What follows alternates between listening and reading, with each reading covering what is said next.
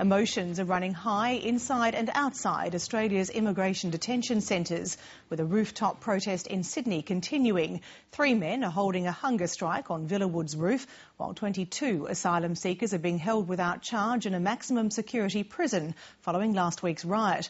Hundreds of refugee supporters protested in Sydney and Melbourne, and there have been disturbances at the Christmas Island and Curtin detention centres. Karen Barlow reports.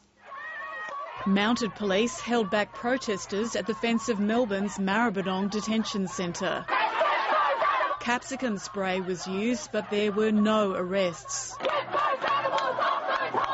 The protesters here and in Sydney today called for an end to mandatory immigration detention. Let them land, let them stay! The march to the Villawood Immigration Detention Centre took place 5 days after fiery unrest and on day 6 of a hunger strike on the roof. Their applications for asylum were rejected, but Iranian asylum seeker Majid is not giving up. It's odd that 3 of people are very sick, so shake body. You were shaking? Yeah. How long have you had no food for? 6 days. 6 days? Yeah. Are the officials talking to you? Has the minister called you again? No, nothing. But authorities say negotiations with the men are continuing, and a representative from the United Nations High Commissioner for Refugees is about to get involved.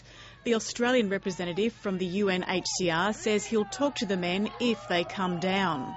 Let us in! The Immigration Department has also confirmed a hunger strike is underway at Western Australia's Curtin Detention Centre.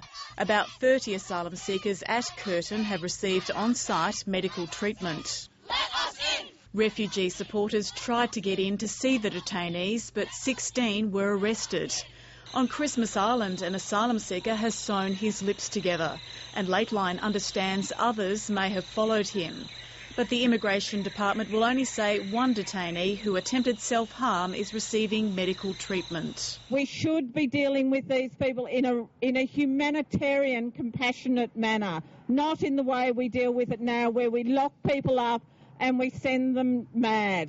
The immigration system has now spilled over to the Australian correctional system.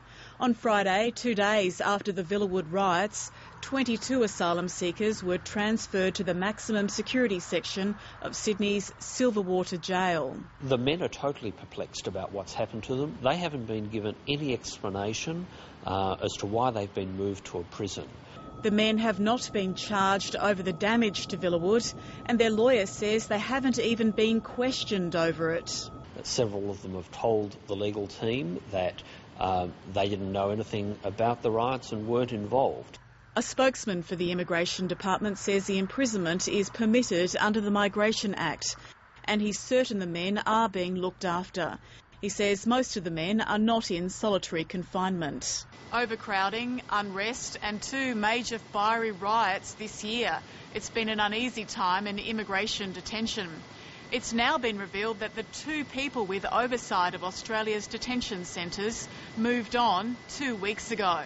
The Immigration Department says Deputy Secretary Jackie Wilson was promoted to the Business Services Group, and another Deputy Secretary, Bob Carell, has retired, although the department says neither change has anything to do with the recent trouble at the centres. Karen Barlow, Lateline.